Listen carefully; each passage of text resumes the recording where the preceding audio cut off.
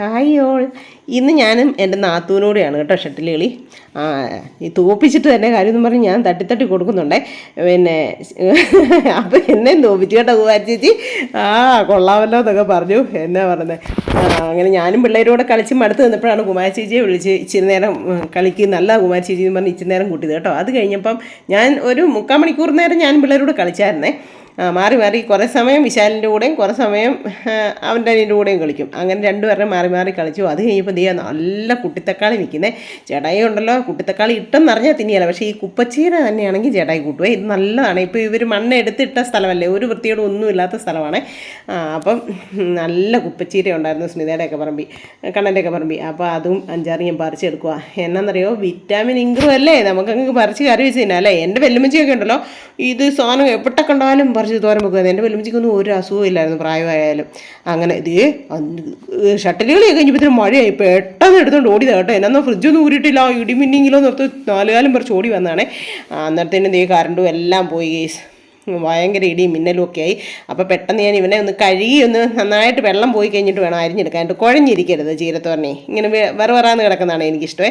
അപ്പോൾ വെള്ളമയമൊക്കെ കൊണ്ട് നന്നായിട്ട് കഴുകി ഞാനൊരു കൊട്ടയ്ക്കകത്ത് വാരി വെച്ച്. അത് കഴിഞ്ഞ് നോക്കുമ്പോൾ ഭയങ്കര ഇടിയും മഴയും പട്ടക്കം പൊട്ടുന്ന പോലെ മിന്നലും ഒക്കെ. കരണ്ടും പോയി. വെള്ളം ചൂടുവെള്ളം ആക്കാതെ ഞാൻ കുളിച്ചിട്ടുണ്ടെങ്കിൽ എനിക്ക് ശ്വാസം മുട്ടൽ കൂടും. അതുകൊണ്ട് ഞാൻ പെട്ടെന്ന് പോയി തീ പിടിപ്പിച്ച് വെള്ളമൊക്കെ എടുപ്പ് വെച്ചു. എന്നിട്ട് വന്ന് ചീരയൊക്കെ ഇങ്ങനെ അരിഞ്ഞ് സെറ്റാക്കി എടുത്തു. പുറത്തുനിന്ന് ജനലും തുറന്നിട്ട് കയറുന്നു ഭയങ്കര മിന്നലും ഇടിയും കേട്ടോ. അപ്പം ജനലൊക്കെ അടച്ചു വെച്ചു. എന്നിട്ട് ഞാൻ ചുമ്മാ അടുക്കള വശം ഒന്ന് പോയി നോക്കുവാണേ എങ്ങനെ ഉണ്ടെന്ന്. തകർത്തടിച്ച് പെയ്യാണ് കേട്ടോ. നല്ല തകർപ്പ മഴയെന്ന് വെച്ച് കഴിഞ്ഞാൽ തകർപ്പ മഴ എന്തേലും വെള്ളം ഇതുണ്ട്. പക്ഷേ ഈ ഇടിയും മിന്നലുമാണ് പ്രശ്നം. നമ്മുടെ ഒരു ഫാൻ ഇവിടെ പോയി കേട്ടോ. കഴിഞ്ഞ ആഴ്ചയാണ് ഒരു ഫാൻ റെഡിയാക്കിയത്. അപ്പോൾ ഈ ആഴ്ച ഇടി മിന്നിപ്പോൾ വീണ്ടും ഒരു ഫാൻ പോയി. കറണ്ടിൻ്റെ വയറിങ്ങിൻ്റെ ആണോ അതോ ഈ എന്നാ പ്രശ്നമെന്ന് എനിക്കറിയില്ല. അപ്പം തോരനൊക്കെ ഇവിടെ സെറ്റായേ. അപ്പോഴത്തേനും നടുക്കോട്ട് ആ തോരനൊക്കെ അങ്ങോട്ട് ചിക്കി മാറ്റിയിട്ടുണ്ടല്ലോ, ഇച്ചിരി ഇടയാക്കിയിട്ട് 2 മുട്ട അങ്ങോട്ട് പൊട്ടിച്ചൊഴിച്ചു കൊടുത്തേ. എന്നിട്ട് അവനെയും കൂടെ ഒന്ന് ചിക്കി തോർത്തി ഇളക്കിയെടുക്കണം കേട്ടോ. ഈ സമയത്ത് ഒരു ലേശം ഉപ്പൊടി ഇട്ട് കൊടുക്കാം, എന്തിനാ മുട്ടയ്ക്ക്. പക്ഷേ ചീരയ്ക്ക് ആവശ്യത്തിന് ഉപ്പുണ്ട്, അതുകൊണ്ട് ഞാൻ ഉപ്പിട്ട് കൊടുക്കുന്നില്ലേ. അപ്പം ദേ അവനെയൊക്കെ ചിക്കി തോർത്തി ഇളക്കി ഇങ്ങനെ കൊടുത്ത്. ഇത് ചൂടോടെ കൊടുക്കാമെങ്കിൽ ചേട്ടായി കഴിച്ചോളും. പക്ഷേ കുട്ടിത്തക്കാളിയുടെ ടേസ്റ്റ് വന്നിട്ടുണ്ടെങ്കിൽ ചേട്ടായി കഴിക്കില്ല. കുട്ടിത്തക്കാളി ഒത്തിരി അസുഖങ്ങൾക്ക് നല്ലതാണ് കേട്ടോ. അതുകൊണ്ട് ഞാനൊരു 5-6 കുട്ടിത്തക്കാളിയും കൂടെ ചേർത്തിട്ടുണ്ടേ.